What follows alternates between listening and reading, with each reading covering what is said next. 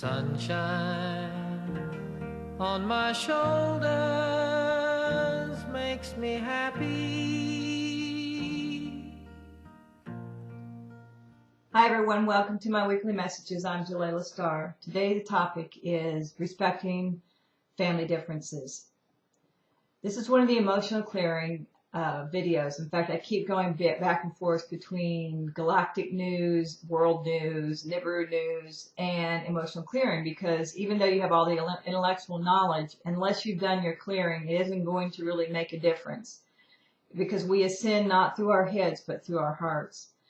And that requires clearing out the old so we can open our hearts and receive more light and lift our frequency and achieve that ability to have harmony and diversity within our family and within our galactic family, as we will soon find.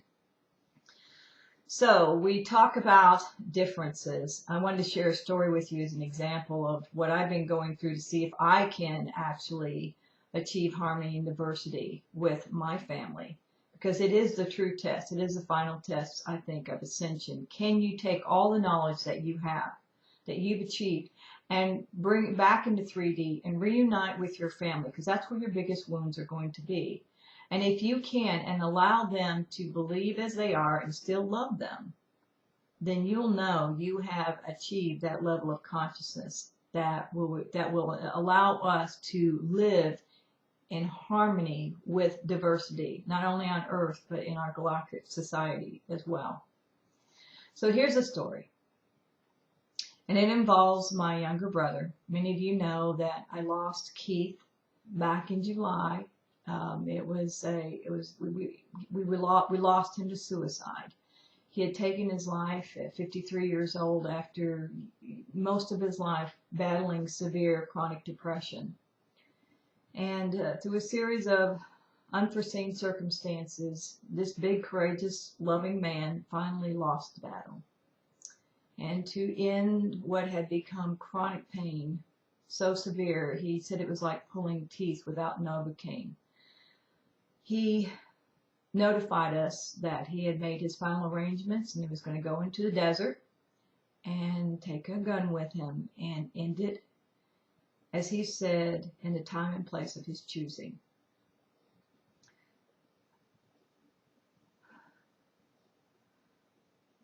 The last 9 months have been very, very difficult for our family because we've had no closure. They found his truck 3 months later down near the border of Utah and southwestern Colorado. But after 2 days of extension searching with tracking dogs and helicopters, or not helicopters, with planes, revealed nothing. So we went through the winter not knowing where our little brother was.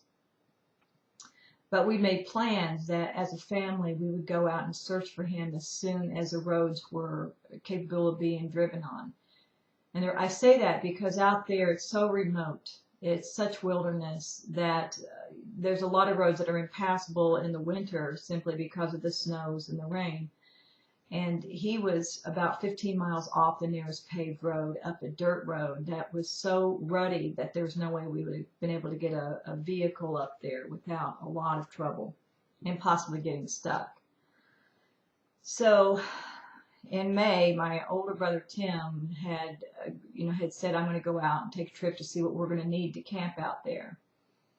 While he was out there, he had one person with him, an off-duty police officer, who took him up to the site but wasn't able to stay for very long. There were bears and there were mountain lions up there, so without protection, without another person up there, Tim decided not to stay very long.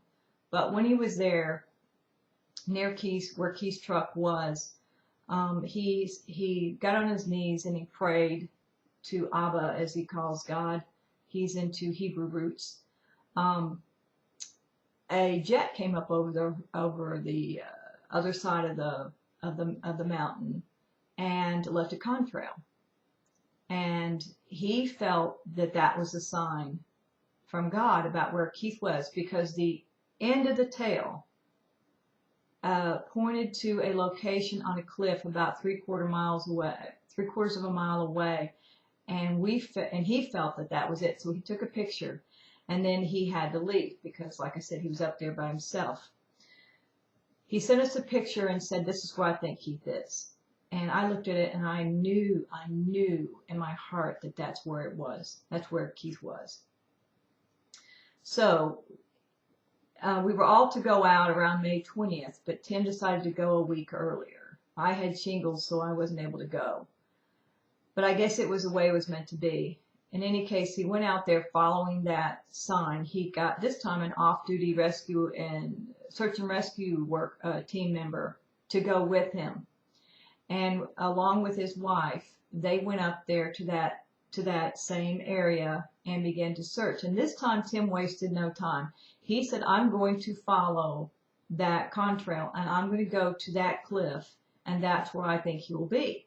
So the search and rescue guy, Josh, said, "That's fine. We'll go that way."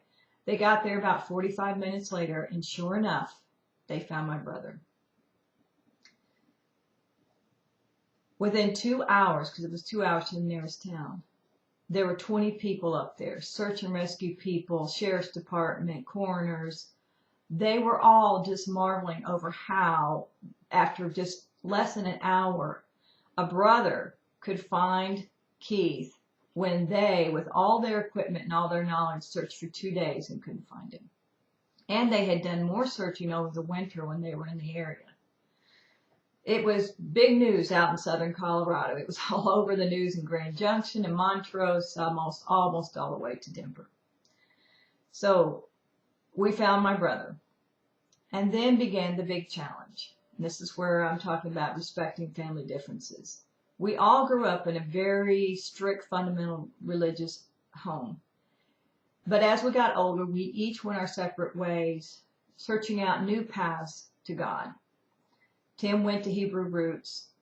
Mike stayed a Judeo-Christian faith. I went to spirituality.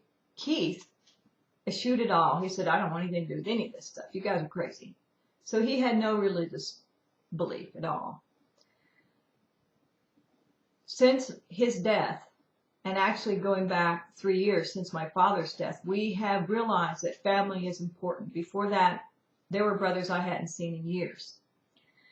And we began to put our religious differences aside to be a family because we realized that at the end of the day, that's all we have is family.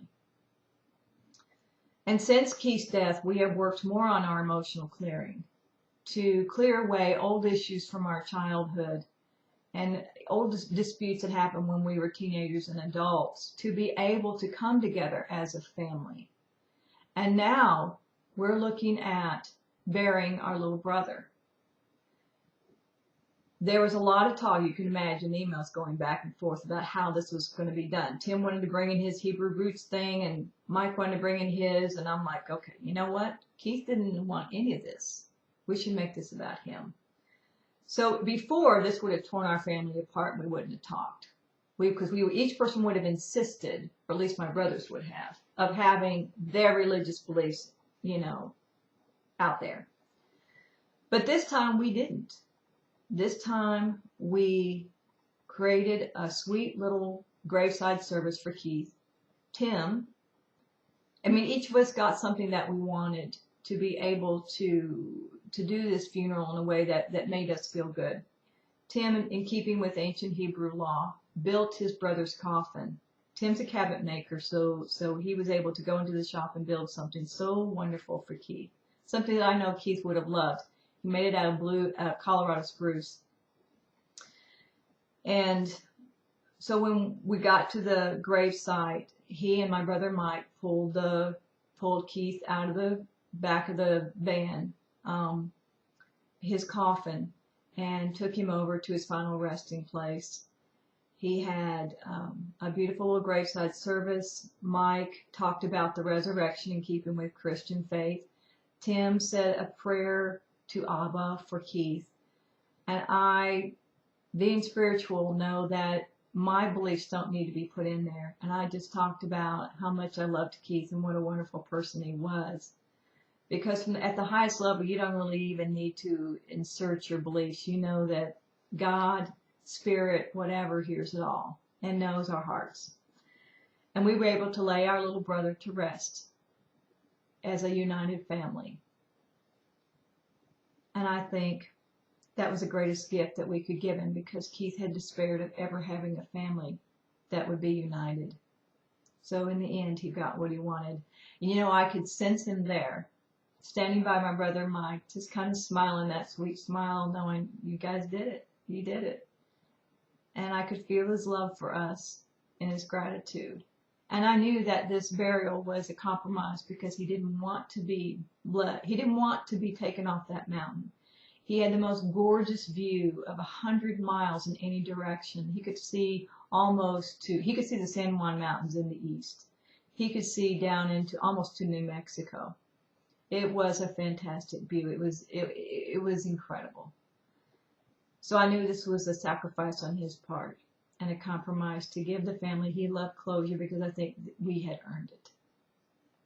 So I'm sharing this with you because some of you are going to be faced, in fact, mostly all of you are going to be faced with a situation where you have to choose to allow for the differences in your family and still love them, because that is your final test of ascension.